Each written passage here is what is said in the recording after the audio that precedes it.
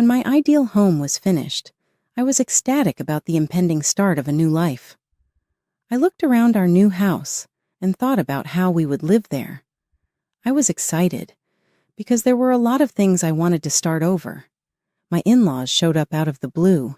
They remarked, "What an unreasonable daughter-in-law you are. We're going to make this our permanent home. Transfer your parents to a different location." "What are you saying?" Confused, I asked my husband. However, he groaned and stated, "That's the truth. I'll let your folks know." Before I could respond, my in-laws came inside. I inhaled deeply before asking, "Do you understand whose house this is?" in a composed manner. "I go by Donna. I work for a corporation and am 35 years old. James and I have been wed for 5 years. Despite just being 4 years old, our son Adam behaves like an adult because he was reared among adults. Being a parent is difficult, but I am happiest when I'm with my son. But there's one thing that worries me. My aging parents endure leg and back discomfort. I talked to my spouse about the potential of moving home with my parents after giving it a lot of thought.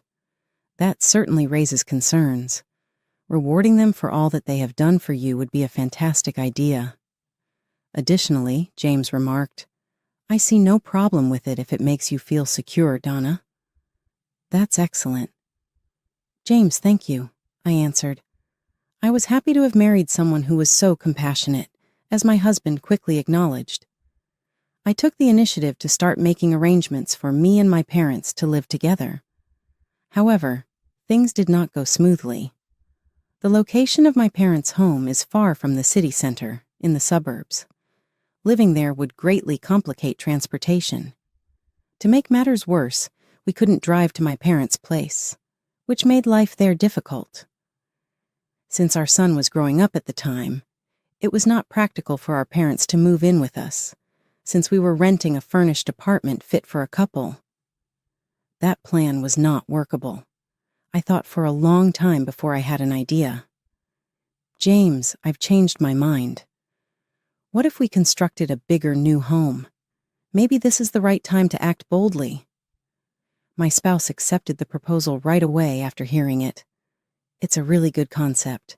Together, let us construct a cozy home and make ourselves at home." With my husband's blessing, we started getting ready for the new home. We got in touch with my parents first. My folks responded awkwardly when we spoke. "Donna, we don't want to burden you and your family. Our existing house will soon feel too tiny as Adam gets bigger." I told my reluctant father, "Now is the right time to build a house, considering the future." At last, my parents agreed after seeing that we weren't just being kind. It relieved me to see them content. After that, despite our hectic schedules, my spouse and I made multiple trips to the real estate agent. My parents would find it convenient if there was a hospital nearby, and it would be great for work if there was a train station nearby. It was advised to create a barrier-free atmosphere because of my parents' mobility concerns. We held numerous meetings and looked over a number of options after taking this guidance. "As long as we are with you and your family, that's enough, Donna," my parents answered when I asked if they had any preferences. My spouse also offered a few recommendations, so it wasn't all up to me, and the plan went well. I became more excited as the plans took shape. Eventually, everything was ready thanks to my husband's ideas, the real estate agent's recommendations, and information from the internet. I then gave the contractors the orders. At last, every preparation was finished. It was actually quite labor-intensive. There were numerous demands and requirements. It was really difficult to prepare while working, but James's suggestions were quite beneficial. We felt a sense of success, even though we were worn out from practicing practically non-stop. We were able to get the perfect layout and location with the help of our time and efforts. Waiting for it to be finished was all that was left to do now. Although it took time, just thinking about our new home made me excited and boosted my motivation at work. During those exciting days, my in-laws, having heard about the new house plans, frequently contacted us. It's been a while. I heard from James that you are building a new house. Is that true? Yes, that's right. It's scheduled to be completed by the end of the year. Oh, that's exciting. James has become so respectable and we are so happy. We'd love to hear more about the new house. So if you have time, please come visit us. Oh, okay, was the phone call from my mother-in-law. Amid our busy schedule, we had been delaying visiting my husband's parents, so we decided to visit them over the weekend. Immediately, my in-laws welcomed us warmly. Building a house is hard, but it's a fun experience. A home of your own is a dream come true. Congratulations, my father-in-law said. He was as happy as if it were his own achievement. I was moved and smiled. Thank you. It was certainly tough, but we are really looking forward to it. I want it to be completed soon, but I'm worried about mistakes. Yet I'm thrilled about the new house. We were always excited and talked cheerfully. By the way, what's the layout like? Suddenly curious, my mother-in-law asked, clapping her hands. So, I showed the floor plan saved on my smartphone to my in-laws. It's quite a big house, isn't it? The number of rooms might be too many for just the two of you. My mother-in-law and father-in-law commented. We're considering living with Donna's parents. We also planned it to be spacious in case we have another child in the future. My husband replied. Surprised, my in-laws asked, You're going to live with Donna's parents? Yes, that's right. Donna's parents have been getting weaker, so we decided to live together. That's why we decided to buy a new house. I see, my mother-in-law said, noticing a change in the attitude of my father-in-law and mother-in-law. Thinking about it later, I realized that this topic might not be very appealing to them. So I decided to change the direction of the conversation. By the way, how have you both been feeling lately? Any changes? No, not really. Any problems? Yes, not much different from the last time we met. My in-laws answered like that. But when the conversation settled, we returned to the topic of the new house. But I want to know more about the new house. Which room will Donna's parents use? We're thinking about this area here, James answered honestly. However, when we talked about planning to live with my parents, my in-laws showed noticeable displeasure. They seemed dissatisfied with us prioritizing my parents. I felt a bit hesitant too, but there is no doubt that I prioritize my parents. The main reason for building the house is for them, and I hope my in-laws will understand that someday. However, it became clear that my in-laws were not that gracious. As time passed, the house steadily approached completion. Every time I visited the construction site, I eagerly awaited its completion while also spending busy moments paying attention to the details. My parents also visited the site several times, and I could see them filled with joy. Doing something for my family makes me realize again how rewarding it is for me too. However, there was one thing that worried me. Recently, James had been keeping close contact with his parents. He had started visiting his parents' home every weekend. James, are you going to your parents' house this weekend too? Yes, I am. You've been visiting more often recently. I'm trying to be a good son like you, Donna.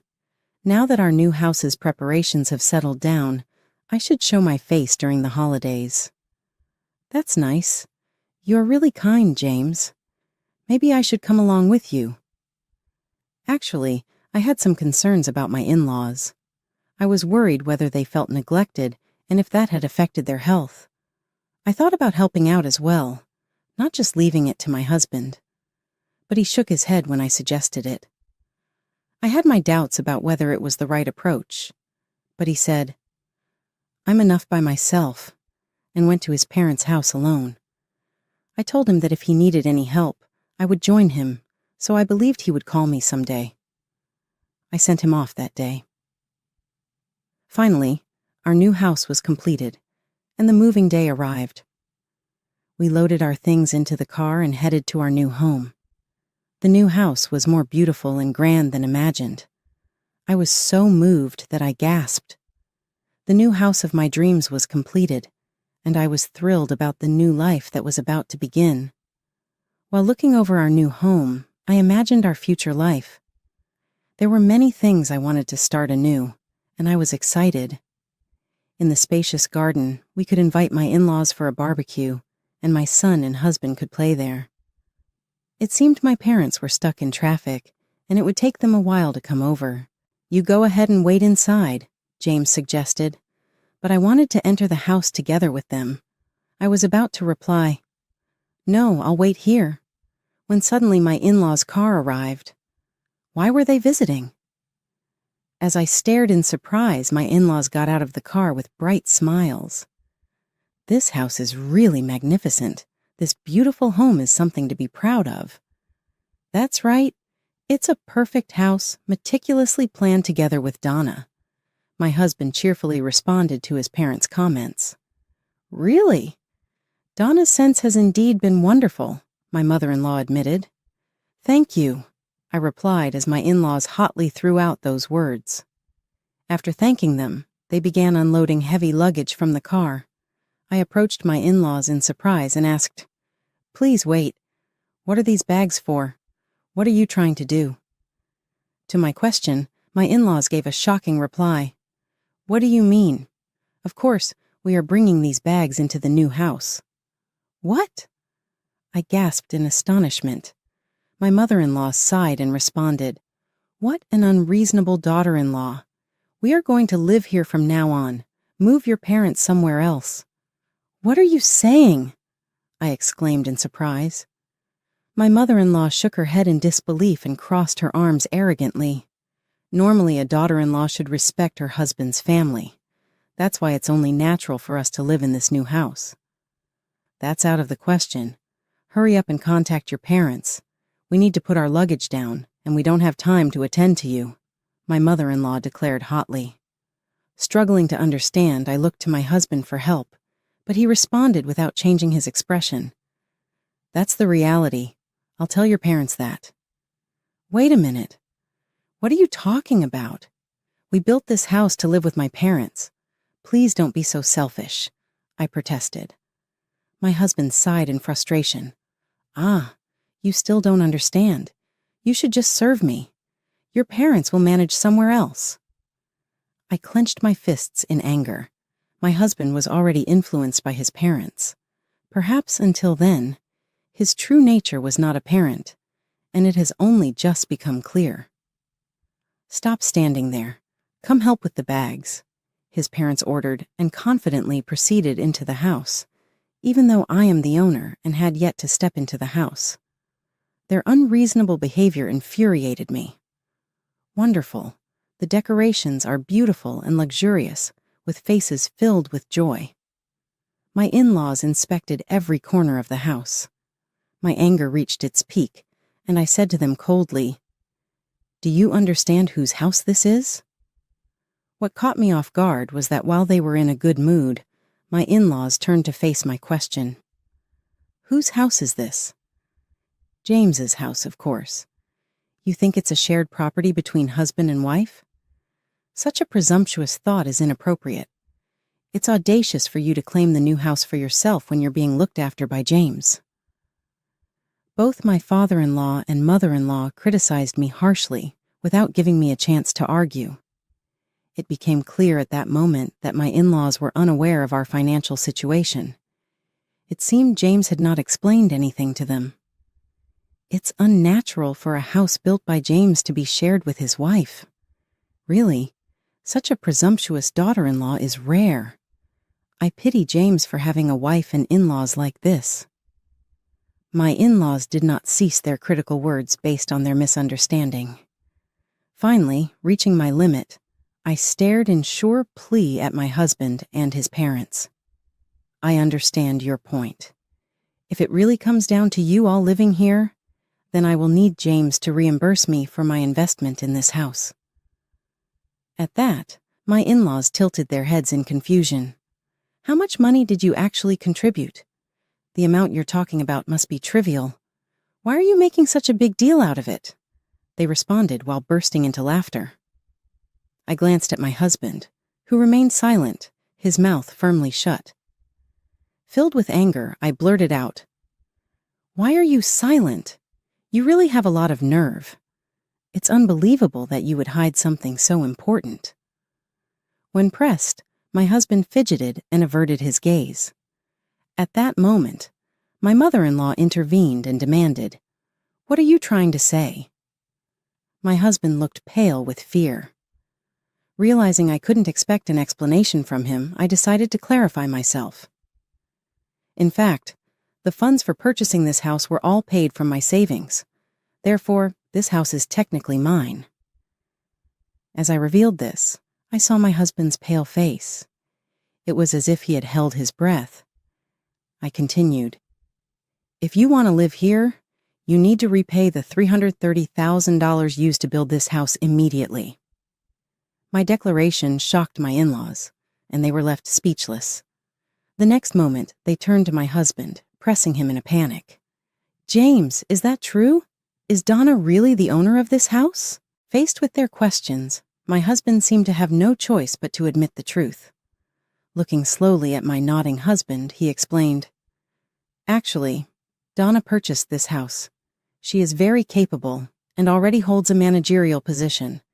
Her salary is significantly higher than mine." "But James, you have been working at your current job for a long time, right?" "That's right. You graduated from a prestigious university. You should be earning a high salary," my in-laws insisted. My husband, having a high sense of pride, must have been spinning the story to suit himself. However, even he couldn't hide his disturbance under the relentless questioning from his parents. "Actually, I recently made a big mistake. I almost got fired, and my salary dropped to the level of a new graduate," my husband finally confessed. Shocked by this revelation, his parents were left speechless. "I can't believe that James would end up like this," my mother-in-law murmured softly. My in-laws quickly ran over to me. Their previous rude behavior seemed like a lie, and they apologized profusely. "Donna, we are truly sorry for what we said earlier," my in-law said. "Please, we apologize. Could you possibly allow us to stay here?" As I looked at them sternly, they both pleaded at once. Seeing this, my husband also became desperate and pleaded, "Please, it was wrong of me not to explain. Can you forgive us and allow us to live here?" Responding with a calm voice beyond anger, I said, "No matter what you say now, I cannot forgive you. This house was purchased to live with my parents. If that cannot be fulfilled, there is no point in buying it. If you insist on staying here, you must immediately pay $330,000. "How can we possibly come up with such a huge sum?" my in-laws responded. "Then you must leave," I stated firmly. When I refused, my in-laws began to cry and clung to me. "Please don't say such things. We've sold our home and have nowhere else to go. Donna, please forgive us. Please allow us to live here with your parents, too." Unbelievable. A household where a couple lives with both sets of parents is unheard of. No matter the reason, it's impossible. If you've sold your house, you should use the proceeds to find another place to live. As I declared this while looking down on them, they began to cry simultaneously. My father-in-law pleaded with a trembling voice, "To tell the truth, I've recently made huge debts through investments and gambling. We've used up the proceeds from the sold house and the retirement money, and now we have absolutely nothing left. We're retired, can't find work, and my wife has never worked outside the home. You're all we have left, Donna." Their expectations were clear, but this situation stemmed entirely from my father-in-law's actions and has nothing to do with me. "You should rely on your proud son. I have no obligation to support you financially, so unfortunately, I cannot help. However, we are legally a family. Remember that regrettably, it is impossible to continue living with disrespectful parents, and a husband who neither prevents illegal occupation of my property nor stops demanding it. Therefore, I have decided to divorce James. At my firm declaration, my husband weakly pleaded, "Wait a minute. Divorce isn't something you can just decide like that. Please don't say such things, Donna. I'm sorry, but I've reached my limit. Please leave this house immediately." Faced with the possibility of divorce, my husband was clearly shaken. Along with his parents, he repeatedly pleaded, but my decision was firm.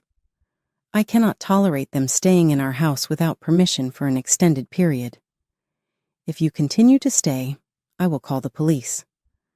My firm declaration made my in-laws choose to leave the house hastily. Nevertheless, my husband argued, "Legally, I am still your husband and have a right to reside here." But I could not accept his claim.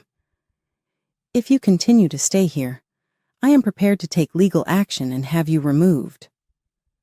Are you really okay with that?" During this conversation, our son, who had been napping, woke up and entered the room. Then he unexpectedly said, "If it goes to court, Dad will be in a really tough situation." Hearing our son's innocent remark, my husband must have felt even more anxiety and desperation. Already at risk of being fired due to mistakes at work, the potential of getting involved in a legal battle greatly increases his chances of dismissal. Quickly grasping this harsh reality, my husband, with a pained expression, hurriedly gathered his belongings and quietly left the house. Just after that, my parents arrived for a visit. Noticing that my husband was nowhere to be seen, my parents were initially shocked. As I explained everything that had happened, they gradually showed warm smiles and expressed their gratitude. "You've stood up so strongly for yourself. Thank you. We're proud of you. You are a wonderful daughter," they said.